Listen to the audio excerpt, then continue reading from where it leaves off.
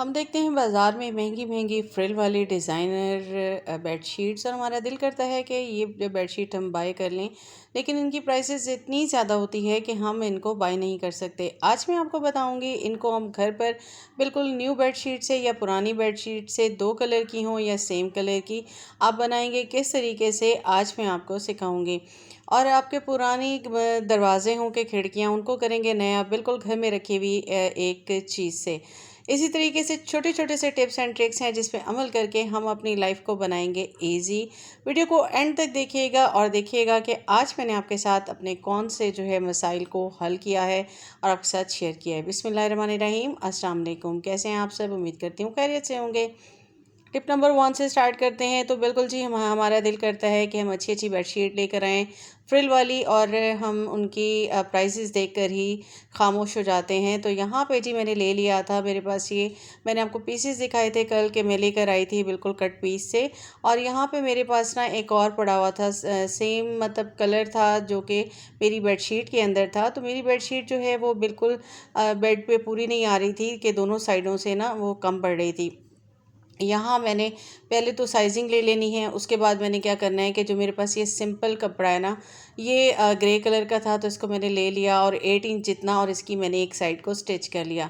अब मैंने अपनी बेडशीट ले ली और उसके ऊपर और नीचे की जो साइड्स होती हैं ना, सर और पाँव की तरफ की, उसको मैंने स्टिच कर लिया। और अब इससे मैंने जो फ्रिल वाला कपड़ा लिया था ना, वो मैंने अपनी बेडशीट की लेंथ लेते हुए ना, मैंने यहाँ पे दो दो पीस लिए थे क्योंकि मेरे पास पीसीस में था, उसको मैंने स्टिच किया और उसके बाद मैंने इसको फ्रिल लगा दी। ठीक है, ये मैंने जो है ना लेंथ वाइज जो है ना तकरीबन अपनी बेडशीट से मैंने इसको 10 इंच जो है वो लंबा ले लिया था और मैंने कम फ्रिल लगाई है। आपके पास ज़्यादा है तो आप ज़्यादा ले सकते हैं, मैयर कर लें और उसके बाद आप उसको ले लें। ये देखिए जी, यहाँ पे मेरी स्टिच हो चुकी है बिल्कुल सिंपल तरीके से। मैंने दो साइड्स की सिर्फ फ्रिल लगाई थी और मैंने आपको तकिए बनाना भी सिखाए थे, उनको ही मैंने यहाँ पे रख दिया।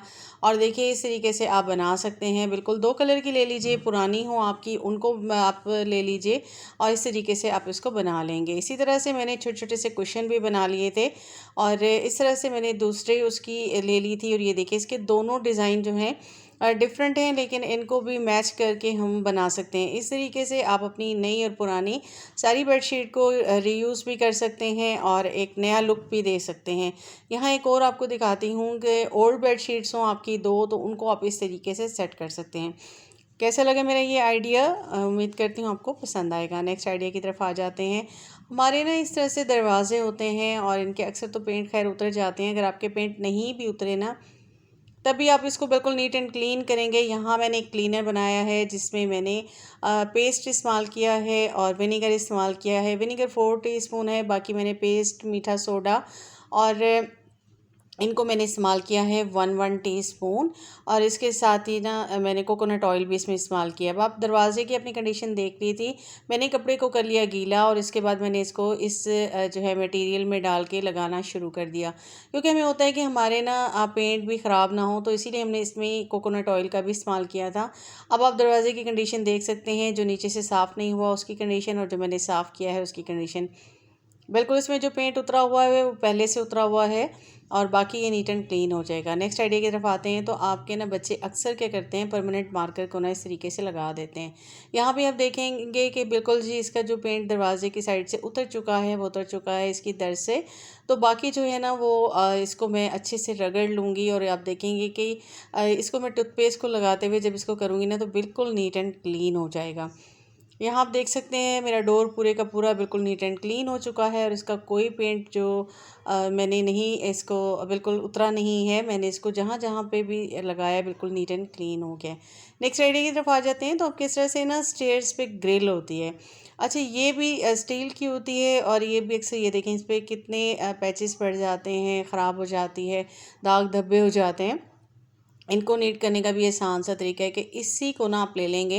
ये आपको मल्टीपर्पल जो है ना पर्पस जो है ना वो क्लीनर बन चुका है। और अब आप इसको भी इस तरीके से इसी कपड़े पे मैंने ले लिया और उसके बाद मैं इसे रब करती जाऊंगी और आप देखेंगे कि ये 2 मिनट लगेंगे। बिल्कुल मेरी ग्रिल देखिए, इस पे पहले आपने दाग देखे थे, ब्लैक ब्लैक थे और अब ये बिल्कुल नीट एंड क्लीन हो चुकी है।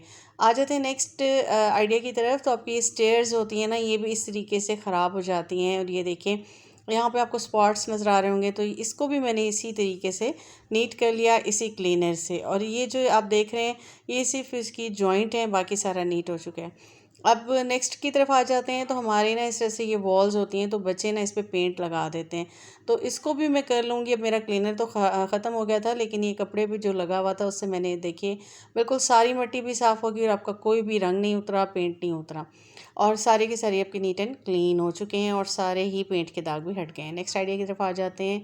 तो यहाँ पे मैं एक और क्लीनर बना रही हूँ। बिल्कुल जी, मैंने ले लिया है पानी नीम गर्म और उसके अंदर मैंने डाल दिया है मीठा सोडा और उसके अंदर मैंने डाला है नमक। दोनों को मैंने 1-1 टीस्पून डाल दिया और थोड़ा सा मैं यहाँ पे सर्फ को भी ऐड करूँगी। अब ये एक और मेरा क्लीनर बन के हो गया है तैयार। इसका हम क्या करने वाले हैं, गर्मियाँ आ जाती हैं तो हमारा एक और काम बढ़ जाता है। बिल्कुल फ्रिज में पानी की बॉटल्स रखना, और बच्चों को पानी की बॉटल हम दे रहे होते हैं या हमारे बच्चों के फीडर वगैरह होते हैं ना, तो ये क्या होता है कि ये ज़ाहिर सी बात है यूज़ हो रहे होते हैं तो इनके अंदर ना स्मेल सी आने लग जाती है। बिल्कुल एक बरसात सी होती है जो कि इस तरह से आती है जैसे बरसात में आती है। तो इसको आपने जो है ना क्लीनर को इसी तरह से इनके अंदर डाल देना है और उसके बाद बंद करके आपने इनको 2 से 3 मिनट तक के लिए छोड़ देना है। उसके बाद आपने इसको रब करना है और इनको हिलाना है, हिलाने से ही नीट हो जाएंगे। बॉटल्स आप देख लें बिल्कुल नीट एंड क्लीन है, कुछ भी नहीं है, जस्ट हम इसमें पानी डाल रहे होते हैं ना, तो उसकी वजह से ये ऐसे हो जाती हैं। और बच्चों को हम डेली पानी दे रहे होते हैं, तो जाहिर सी बात है बॉटल में डेली ही आप पानी डालते हैं। आप खंगाल तो लेते हैं लेकिन इस तरीके से आप नीट नहीं कर रहे होते। तो ये आप इस तरीके से अगर करेंगे ना, 2 दिन बाद आप इस तरह से कर लें या 3 दिन बाद कर लें, तो ये आपकी नीट एंड क्लीन हो जाती हैं। तो आप देख रहे होंगे कि इसमें मैं कोई भी ब्रश यूज़ नहीं कर रही, ना ही मैं कोई स्पंज यूज़ कर रही हूँ, क्योंकि ये इतनी ज़्यादा मैली भी नहीं है और बहुत आसानी के साथ ना ये मैं हाथों से ही कर रही हूँ। आपके हाथ ही बस स्पंज का काम करेंगे और आप इसको बिल्कुल इजीली देखिए बिल्कुल चमक चुकी हैं। इतनी ज़्यादा मैली भी नहीं थी खैर ये, और बस जस्ट यही होता है कि इनमें से ना स्मेल आ रही होती है। तो वो पानी ज़ाहिर सी बात है, पानी वैसे भी किसी जगह पे ठहर जाए तो वहाँ से भी स्मेल आती है। तो इस तरीके से मैंने इसको बिल्कुल नीट एंड क्लीन कर लेना है और उसके बाद मैं इनको वॉश कर लूँगी और ये मेरी ज़बरदस्त सी वॉश हो गई हैं रेडी। थोड़े से क्लीनर से मैंने इसको साफ़ कर लिया और बाकी क्लीनर को मैं किसी और काम के लिए यूज़ करूँगी। तो आ जाते हैं अपनी नेक्स्ट टिप की तरफ। तो हमने बॉटल्स धो ली हैं और इनको अगर हम इस तरीके से रख दें तो ये अच्छे से ड्राई नहीं होती, और हमारे पास कोई इस तरह का स्टैंड नहीं है, तो मैंने एक छोटी सी बास्केट ले ली थी, मेरे पास ये मौजूद थी, और उसके साथ ही मैंने एक अपनी इस तरह की बास्केट ले ली और इसके ऊपर रख दिया। अब मैं अपनी सारी बॉटल्स को ना इसके ऊपर रख दूँगी। एक तो ये है कि इसके अंदर से जो है वो सारी का सारा पानी चला जाएगा और एयर पास होती रहेगी, जिसकी वजह से ये अच्छे से ड्राई हो जाएंगी।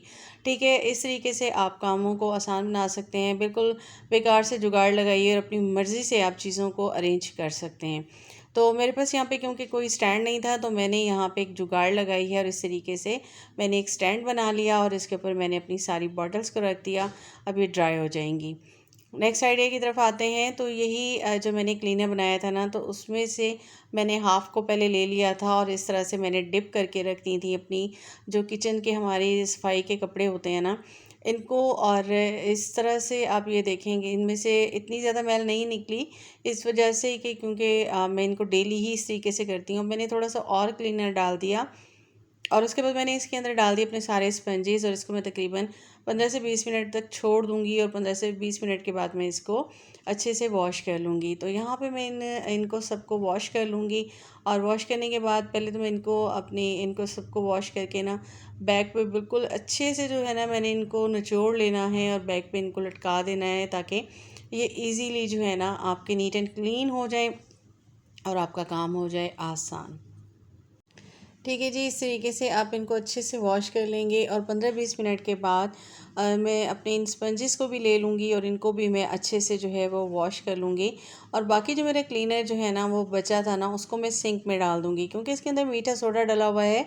तो इससे ये होगा कि आपके सिंक में जो है ना वो बाज़ औक़ात ब्लॉक हो जाते हैं। तो ये इस तरीके से आपके सिंक जो है ना वो बिल्कुल नीट एंड क्लीन रहेंगे। और नेक्स्ट ये है कि आप आसपास के सिंक के आसपास के एरियाज़ को अच्छे से जो है वो ड्राई कर लें, उसको क्लीन कर लें, और इस तरह से आपका जो है ना ये भी एरिया जो है वो नीट एंड क्लीन रखता है। ठीक है जी, इसको मैंने वॉश कर लिया। वॉश करने के बाद इनको मैं अपनी अपनी जगहों पे रख दूँगी। अच्छा, जो हमारे स्पंज होते हैं ना, तो ये अक्सर जो इस तरह से होते हैं ना, तो इनके अंदर जो है ना वो फोम वगैरह होता है, तो ज़ाहिर सी बात है ये ड्राई नहीं हो रहे होते। तो इसका बहुत आसान सा हल है। तो क्लिप क्लॉथ ले लीजिए, इस तरीके से लगा के ना आप इसको इस तरह से रख दें। तो ये क्या होगा कि सारा का सारा जो है ना इसमें से पानी निकल जाएगा और ये ईज़िली आपके ड्रेन हो जाएंगे। नेक्स्ट आइडिया की तरफ आ जाते हैं। तो इस तरह की हमारी ना बॉटल्स टूट जाती हैं और उनके ना इस तरह से ये हैंडल होते हैं। मैंने इस हैंडल को ले लिया और मेरे पास था स्पंज, मैंने स्पंज ले लिया। अक्सर हमें ना एक टूल की ज़रूरत होती है जिसे हम क्लीनिंग करें। तो यहाँ पे मैंने ग्लू स्टिक ले ली है। ग्लू स्टिक की मदद से, ग्लू गन की मदद से मैं इसको यहाँ पे अच्छे से स्टिक कर दूँगी। अच्छा, आप देख रहे होंगे कि मैंने इसे फोम वाला पार्ट लिया है, क्योंकि जो मैं ये टूल बना रही हूँ ना, तो इसके लिए मुझे इसके ग्रीन वाले पार्ट की ज़रूरत थी। तो इसीलिए मैंने इसको इसके ऊपर स्टिक कर दिया बहुत आसानी के साथ। अभी हमारा जो है ना ज़बरदस्त सा टूल बन के हो गया तैयार। हमें ना अक्सर वॉल्स वगैरह साफ़ करनी होती हैं या हमारे काउंटर टॉप होते हैं, बहुत ज़्यादा मैसी हो जाएँ, तो हमने इनको जो है ना नीट एंड क्लीन करना होता है। तो यहाँ पे हम इसको इसी का इस्तेमाल करेंगे। या फिर बाज़ औक़ात हमारे इस तरह की बर्तन होते हैं जिन पे ना हम स्पंज को रगड़ते हैं ना, तो हमारे हाथ भी जो है ना वो घिसने लग जाते हैं, दर्द करते हैं। तो इस तरीके से आप अपने काम को आसान बनाएंगे। तो कैसी लगी मेरी वीडियो? वीडियो अच्छी लगी हो तो काइंडली मेरे चैनल को सब्सक्राइब कीजिएगा, बेल आइकन को प्रेस कीजिएगा। अपना रखिएगा बहुत ज़्यादा ख्याल और कमेंट करके ज़रूर बताइएगा कि आप किस सिटी से मुझे देख रहे हैं। अल्लाह हाफ़िज़।